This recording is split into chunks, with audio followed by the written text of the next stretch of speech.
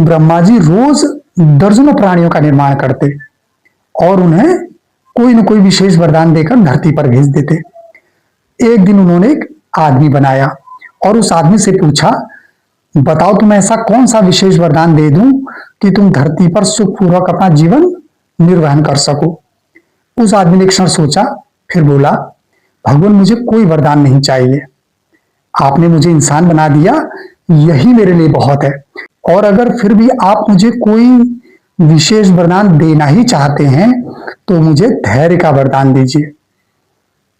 ब्रह्मा जी ने तथास्तु कहा और वो इंसान धरती पर आ गया और धरती पर उसने पूरे 100 वर्ष बिताकर जब वो स्वर्ग पहुंचा तो बाकियों की तुलना में बहुत अधिक प्रसन्न था, बहुत खुश था। जब ब्रह्मा जी की नजर उस पर पड़ी तो ब्रह्मा जी भी आश्चर्यचकित हो गए।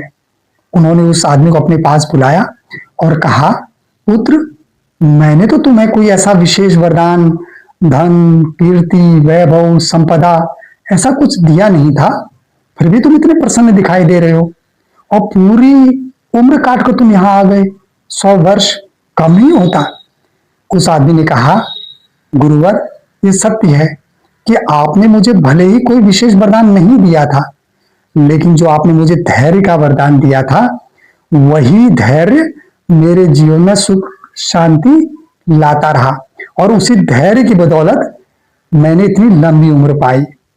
भगवान, उसी धैर्य के कारण मेरे सारे दुख अंततः सुख में बदलते गए और मेरी उम्र बढ़ती रही।